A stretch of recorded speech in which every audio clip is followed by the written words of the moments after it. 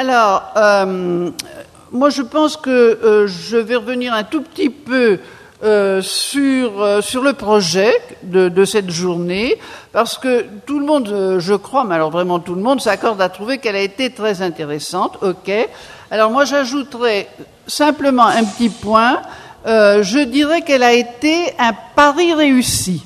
Et donc cela m'amène à préciser quel était exactement le pari. Le pari, c'était pas seulement d'être intéressant comme ça dans l'absolu, en parlant de 132 ans d'histoire d'Algérie coloniale, c'était un peu plus précisément tout de même d'arriver à montrer que ce fameux courant, que je vais appeler pour le moment le courant pour le rapprochement des communautés, même et y compris dans ce système fondamentalement inégalitaire, bon, ce courant-là, il a existé d'un bout à l'autre de la période coloniale. Ce n'est pas des faits sporadiques qui auraient été évoqués par un certain nombre d'entre nous, disons plus qu'un quarteron, au moins 3 quarterons. Eh bien, non, ce n'est pas ça. C'est vrai, l'évidence que ça n'a pas cessé, qu'il y a toujours eu des gens pour dire que si on ne se rapprochait pas les uns des autres, on allait à la catastrophe. Et c'était des Cassandres, les malheureux, ils ne disaient que trop vrai. Alors, autre chose qui m'a frappé à propos de ce projet, dont je dis qu'il est un pari réussi, je dirais qu'il a trouvé, ce projet, dans plusieurs communications, une espèce de justification ponctuelle à propos de personnages, puisque toute une partie c'était des personnages d'Ismaïl Urbain à Albert Camus, pour commencer par ces deux-là qui sont dans le titre. Eh bien, vous avez sûrement remarqué comme moi qu'à 3 ou 4 reprises au moins, ce qui fait beaucoup sur le nombre de communications que nous avons eues, les gens qui parlaient étaient tout à fait étonnés d'avoir trouvé des phrases, mais presque semblables, dans des textes d'Ismaïl Urbain et d'Albert Camus, ou bien autre rapprochement encore avec ce Maurice Violette. Non, pas du tout. Maurice quoi, Spielmann, quoi. Celui dont nous a parlé Christian Féline. Bon, l'amiral, voilà. Maurice, bon, alors également des phrases très semblables, ou bien conduisant jusqu'à Fanon. Maurice l'admiral, oui. Voilà. Et jusqu'à la fin de l'après-midi, les gens étaient frappés par ces espèces de communications sur une période de 132 ans. C'est pas évident parce que les langages changent en principe. Les gens, même avec des idées un peu semblables, ne s'expriment plus de la même façon. Eh bien là, on a eu le sentiment que Albert Camus, pour prendre le dernier chronologiquement des grands noms évoqués, retrouvait des formules qu'on avait entendues plusieurs fois auparavant. Alors ça, moi, ça me semble une espèce de confirmation apportée à notre projet, et ça incite aussi à s'interroger sur, disons, les valeurs que ces gens partageaient, sur ce qui fait le point commun entre tout ce monde-là, à condition de ne pas en rester peut-être à des propos trop vagues. Bon, maintenant, la deuxième partie du titre, réformistes et libéraux, évidemment, a fait l'objet d'un très grand nombre de remarques, et notamment à propos du sens de ce mot libéraux. Peut-être qu'on ne l'a pas toujours situé par rapport au mot réformiste, et pourtant, dans notre titre, ils étaient bien mis en corrélation. Alors, je me demande si on pourrait avoir l'idée que les libéraux, parce que c'est vrai, Christian Féline l'a dit, c'est vrai que chronologiquement, le mot apparaît après, enfin relativement tardivement, et que c'est presque par anachronisme que parfois nous l'avons utilisé pour désigner des gens ou des courants antérieurs au moment où le mot lui-même est apparu. Hein. Bon, alors quoi qu'il en soit, On pourrait peut-être dire que les libéraux, ce sont les individus, enfin, c'est ce qui reste, si je puis dire, lorsqu'il s'est avéré que les projets de réforme n'arrivaient pas à passer à exécution.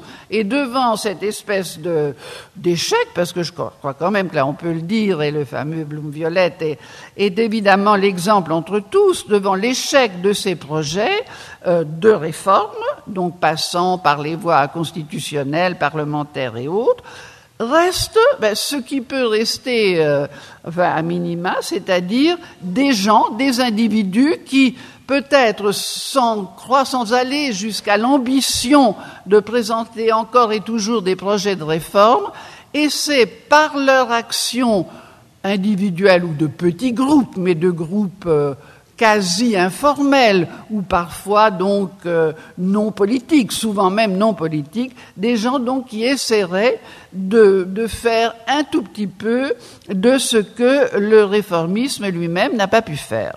Bon, c'est une proposition.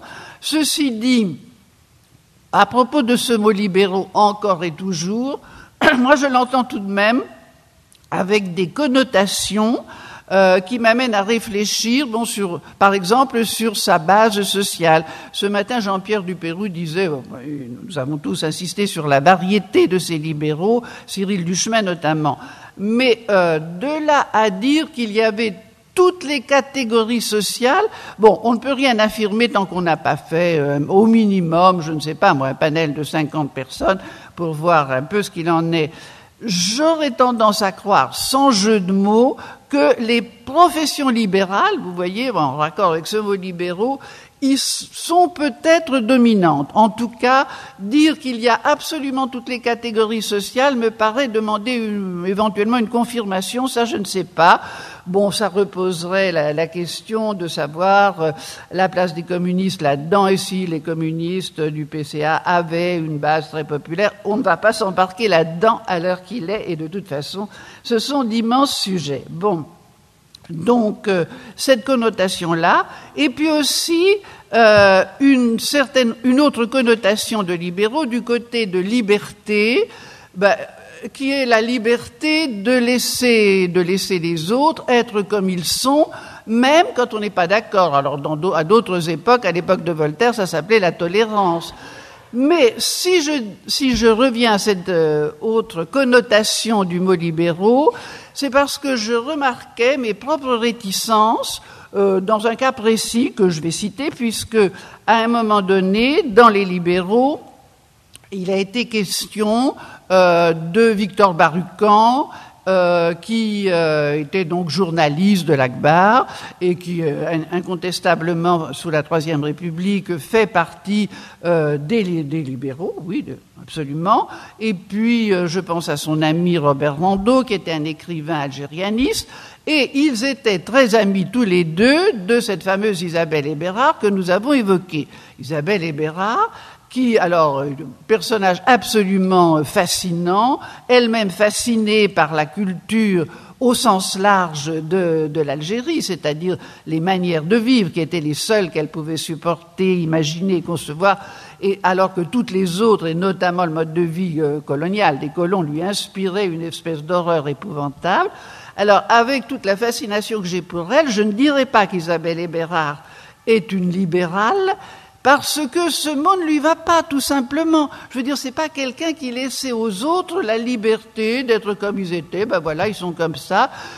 C'est pas mon avis, mais non, elle était violente. Alors, une des questions que je pose, elle paraît un peu naïve et vague, mais je la pose tout de même. Peut-on être un libéral violent? Un libéral qui veut employer des moyens violents. Ça repose un des problèmes de notre colloque, puisque nous avons vu des cas de gens qui sont passés d'une position libérale à une position, par exemple, indépendantiste, mais impliquant l'acceptation de la violence comme unique moyen d'action. Donc là, il me semble que ça fait partie des questions que nous n'avons pas tout à fait réglées. Nous avons très très bien fait de vouloir intégrer dans nos catégories réformistes et libéraux toute une série de gens qui finalement ont pensé qu'il n'y avait pas d'autre solution que la lutte armée pour l'indépendance. Nous n'allions pas, comme on disait à propos de fer à tabac, nous n'allions pas les couper en deux et dire on prend une moitié, on ne veut pas de l'autre moitié. C'est évident qu'on ne pouvait pas faire ça. Ceci dit, peut-être que ça nous a amené à employer ou à laisser entendre que ce terme de libéraux pourrait être employé pour des gens à propos desquels je pense qu'il faudrait peut-être reconsidérer la question pour savoir si ce mot leur convient vraiment bien.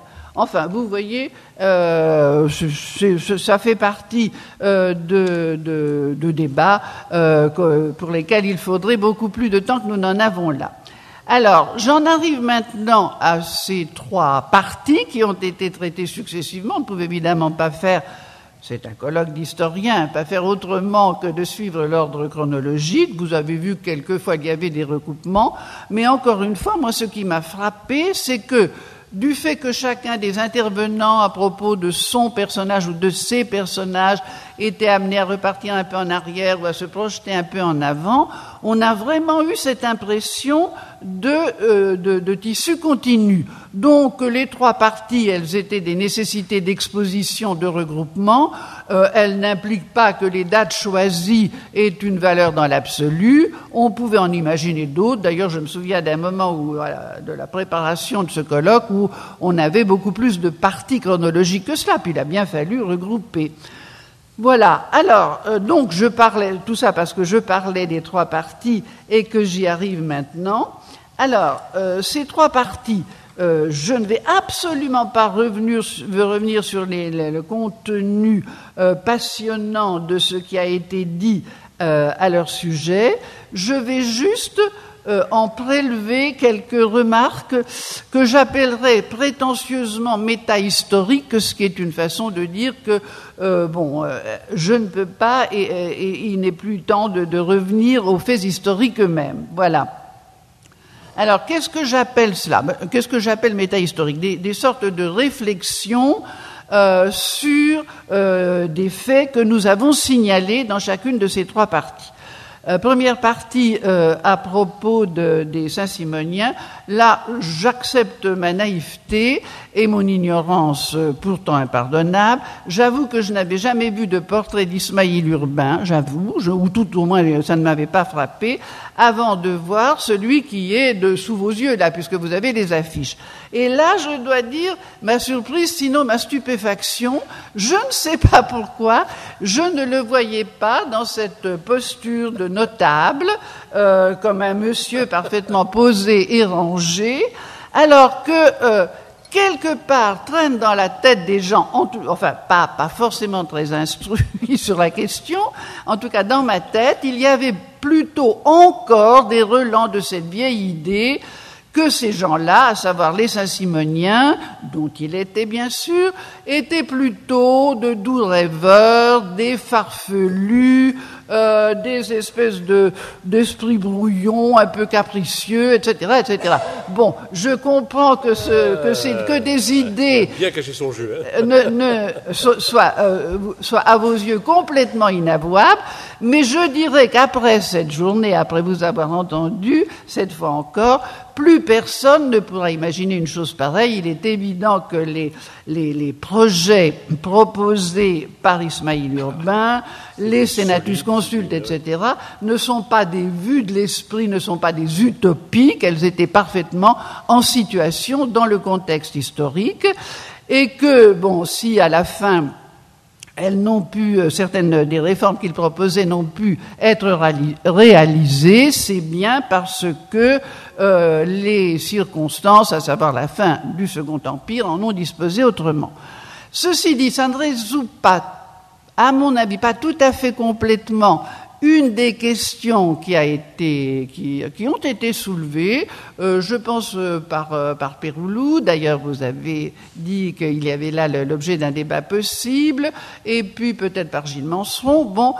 Pour savoir, une sorte de réflexion sur la nature des réformes qui étaient proposées.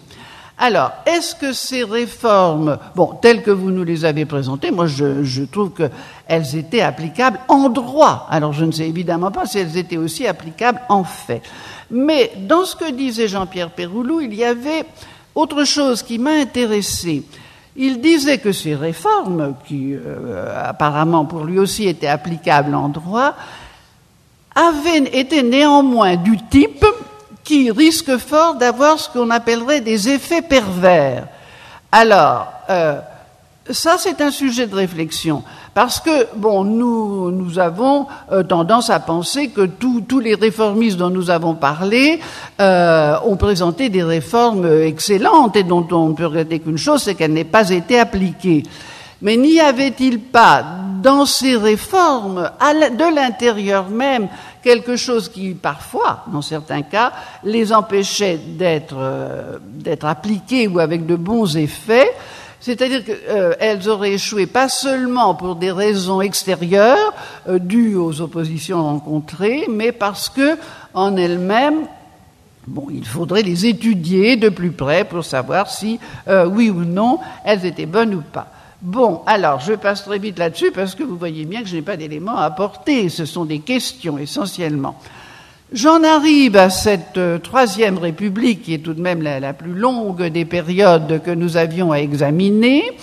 C'est vrai que ça commence mal, tout de même. Ça commence mal pour tous les gens. Et comme ça, à première vue, je dirais que c'est tout de même probablement les 99% des gens ici présents qui sont prêts à se déclarer totalement républicains sans réserve, et j'en suis, je dirais, absolument. Et pourtant, je répète que ça commençait fort mal, puisque ça commençait par la Commune d'une part, ce qui n'est pas peu de choses, et par l'écrasement de la révolte de Mokrani, c'est-à-dire en fait de la dernière grande révolte algérienne, avec ce trait extrêmement troublant, même si on n'avait pas songé à rapprocher ce double aspect, on serait bien obligé, puisque les vaincus dans les deux cas ont été envoyés au même endroit, à savoir cette Nouvelle-Calédonie, où ils se sont retrouvés entre exclus des gens reconnus par la Troisième République, et ce pendant une bonne dizaine d'années, et parfois plus. Donc, vous voyez, je pense que le paradoxe de cette Troisième République, c'est que elle nous brime dans notre désir d'être fondamentalement républicain et peut-être même nostalgique de la Troisième République.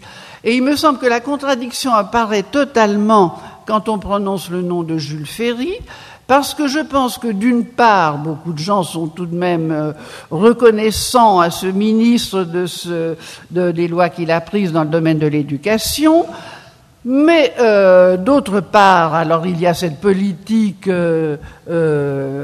coloniale qui est évidemment inacceptable, etc., etc. Alors, qu'est-ce qu'on fait quand un même homme, d'un côté, semble avoir pris des mesures excellentes et d'autre côté, vous voyez, je veux dire par là que rien n'est simple et que tout se complique, comme disait Sampé dans un de ses fameux recueils. Je passe plus loin dans cette Troisième République, là on n'en finirait pas bien sûr, mais je reviens sur un autre point auquel j'ai pensé pendant qu'on évoquait tous les problèmes autour de l'enseignement. C'est pour ça que je parlais de Jules Ferry. Alors, l'enseignement en Algérie, je dirais très vite, parce qu'on va me dire que c'est peut-être pas un argument, que, il y a quand même un fait troublant. Alors là, je parle en tant que littéraire ayant lu les littératures francophones du Maghreb. Il n'est pas un seul écrivain maghrébin et algérien en particulier, qui ne rend hommage à ses instituteurs et institutrices. Et je pense encore à un film récent de Reda Ben Smaïl qui s'appelle « La Chine est encore loin », qui se passe dans un village des Aurès, où il a pendant un an presque enquêté auprès des enfants de l'école et auprès des vieux qui avaient connu l'école d'avant l'indépendance. et il les pousse, il essaie de leur faire dire que cette école les coupait de l'enseignement de l'arabe, de leur identité, etc. Et tous les vieux messieurs du village qui sont là, qui ont connu l'école d'avant, se refusent absolument à dire des choses pareilles. Et ils disent mais non, ça allait très très bien, mais l'arabe, tout ça, le chaoui, on apprenait ailleurs. Non, c'était très bien. Bon, je dis ça, ce n'est pas une défense de quoi que ce soit, c'est simplement parce que c'est des choses que je lis ou que je vois. Et bon, alors s'il y avait peut-être une exception dans cette espèce de série de catastrophes provoquées par la colonisation, est-ce que ça pourrait être l'école? En tout cas, j'ai bien entendu, il me semble que pour finir encore, Aïssa Kadri parlait de contradiction dans cette école, de la difficulté d'avoir un jugement tout d'une pièce. Voilà, c'est un petit peu ce que je voulais dire. Alors, je vais aller un tout petit peu plus loin maintenant, pas du tout dans la provocation, mais enfin dans quelque chose qui peut sembler paradoxal. Bon, il est évident qu'au moment où peut-être, en effet, à certains égards, sûrement même, l'école française pouvait avoir comme effet de priver les Algériens de leur langue locale et originelle. Vous savez très bien qu'au même moment, c'était la même chose en France, où le breton, l'occitan et compagnie subissaient une répression parfaitement violente. Ça, je ne suis ni breton ni je ne sais quoi, mais on peut tout de même le dire, et ça dans le cadre de l'État républicain. Et beaucoup d'Algériens nous expliqueraient aussi, s'ils étaient là, que la répression à l'égard des langues, et notamment évidemment de la langue la plus ancienne, qu'on appelle maintenant tamazight, mais qui est la langue berbère, cette répression leur semble être devenue beaucoup plus forte après l'indépendance dans le cadre de l'État-nation qu'à l'époque coloniale. Alors j'en arrive à ce que j'ai appelé cette espèce de paradoxe, bon, dont on peut penser ce qu'on veut. Je me demande si finalement les États-nations ne sont pas plus néfastes à l'égard de la pluralité des langues et de leur sauvegarde ou de leur survivance que la situation coloniale, parce que on a vu que des gens ont expliqué qu'en situation coloniale, il y a une espèce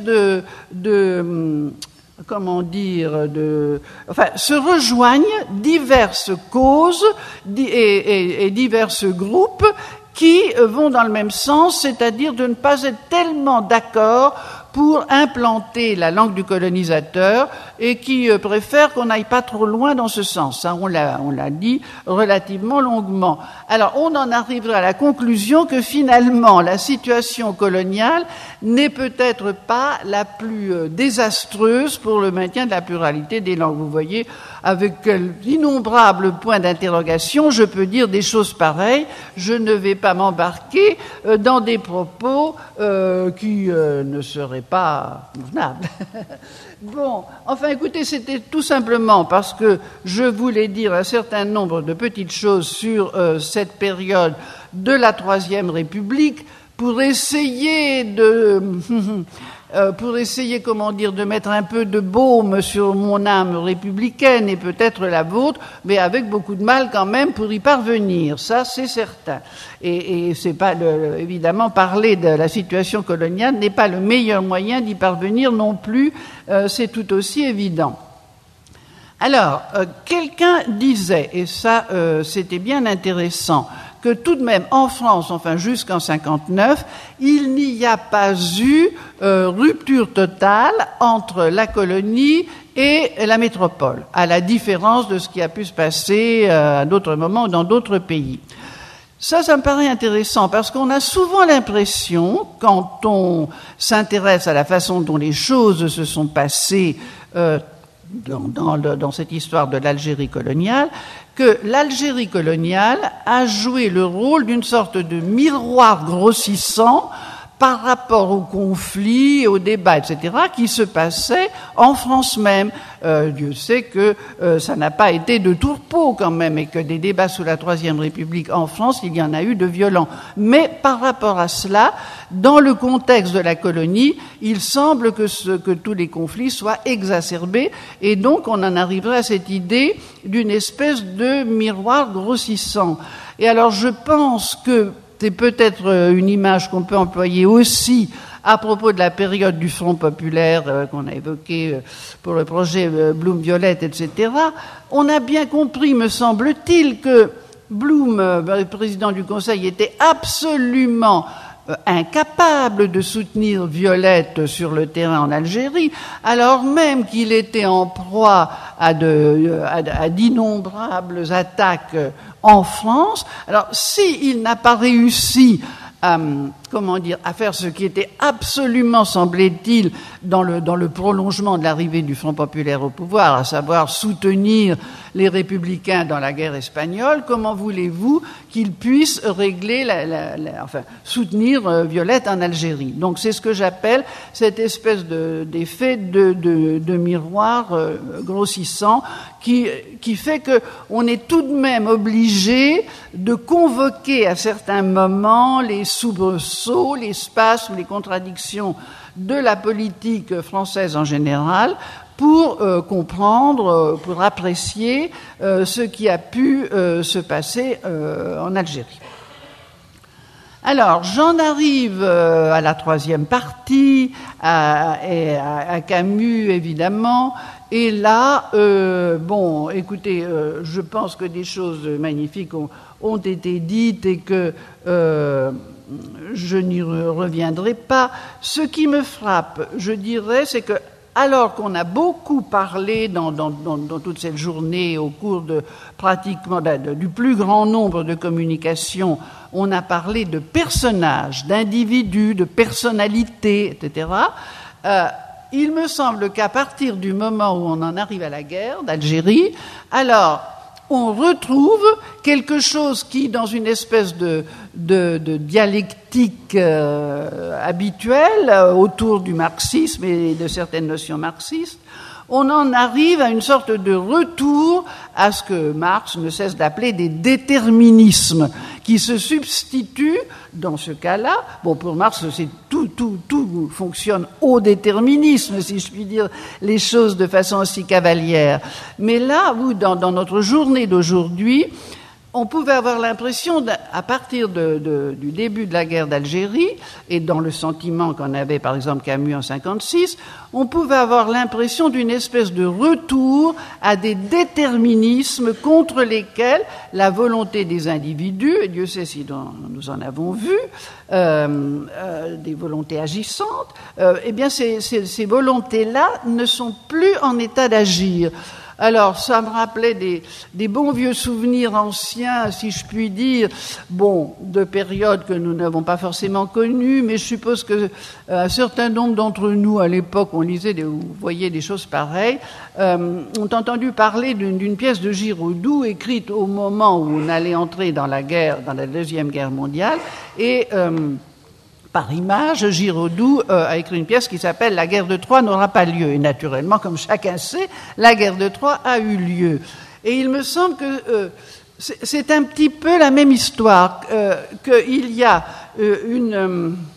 au moment où on arrive au stade où une guerre paraît en effet probable et difficilement évitable, toute une série de déterminismes font que, en dépit des volontés, effectivement, la guerre aura lieu. Et ce serait un petit peu quelque chose comme ça qui se serait passé. Et là, je dirais que c'est un moyen d'en revenir à Camus, à ce Camus dont vous avez la magnifique photo, cette fois, en noir et blanc et en bas de la page. Un Camus qui fronce le sourcil, il a ce qu'on appelle ici les rides du lion, la cigarette qui est quand même une marque d'anxiété, même si elle était dans la mode de l'époque. Un Camus tourmenté, incontestablement, sur cette photo. Et alors, j'irai peut-être jusqu'à dire un Camus tragique, mais c'est sur ce mot que je vais finir en vous expliquant pourquoi je l'emploie. Il me semble que chez ces libéraux, et prenons Camus comme exemple, puisque c'est la figure la plus connue, celle qui s'est le plus exprimée par écrit, il y a tout pour qu'on ait le sentiment du tragique et que ces personnages soient tragiques. Et mon étonnement de littéraire vient du fait que ce personnage de Camus n'a pas, à ma connaissance, ni au théâtre ni au cinéma récemment, dans le premier Rome, été traité comme tel. Dieu sait que Jacques Gamblin, dans ce film tiré du premier Rome, est un personnage magnifique, un très grand acteur, il y a dans ses yeux des choses pathétiques, extrêmement douloureuses, etc. Mais c'est une douleur élégiaque d'un monde qu'on a perdu, de quelque chose à quoi on ne peut rien, etc. Ce n'est pas celui-là, à mon avis. Ce n'est pas cet être fondamentalement tourmenté et déchiré dans des contradictions insurmontables. Pourquoi est-ce qu'on n'a pas encore eu ça ? Parce que peut-être ça viendra un jour en son temps, peut-être aussi parce que la représentation dominante, et c'est là que je rejoins le thème de notre journée, la représentation dominante de la période de la guerre, c'est la représentation épique donnée côté algérien d'une guerre qui a été finalement victorieuse, mais au prix évidemment de morts extrêmement nombreuses. Bon, donc peut-être que cette représentation épique empêche pour le moment qu'il y ait la représentation tragique, mais moi chaque fois que j'entends parler de ces gens qui se sont battus, c'était dans ce que disait Agnès Piquet, et qui se demandait, au fond, ce que pensait Camus au moment de l'appel pour une trêve civile. Est-ce qu'il croyait qu'elle serait efficace ou est-ce qu'il ne croyait pas ? À mon avis, la suite très proche montre que c'était pas quelqu'un qui se faisait des illusions, mais il fallait essayer quelque chose. Il me semble bien que c'est ce que tu as dit. Et ça me paraît quand même la définition de ce que pourrait être un personnage tragique dans d'autres circonstances. Bon, mais ceci dit, les personnages tragiques, ça implique quand même une certaine dimension de talent, voire de génie, etc. Moi, je terminerai par un hommage à la plupart de ces gens, de ces libéraux que nous avons cités. Et pour leur rendre hommage, je prendrai, je pense, une formule tirée d'une formule de Camus à laquelle tu as fait allusion, sans la dire complètement. C'est ce moment où Camus, parce qu'il s'agit du conflit avec Sartre, parlait de ces gens assis assez confortablement dans le sens de l'histoire, formule célèbre. Eh bien, je dirais que si j'avais un hommage à rendre à la plupart des gens auxquels nous nous sommes intéressés aujourd'hui, c'est que justement, ils n'avaient pas leur siège dans le sens de l'histoire, ils l'avaient même dans l'autre sens. Et ça, vraiment, je leur en suis très reconnaissante personnellement, et je crois que ça vaut la peine de les étudier. Voilà. Merci.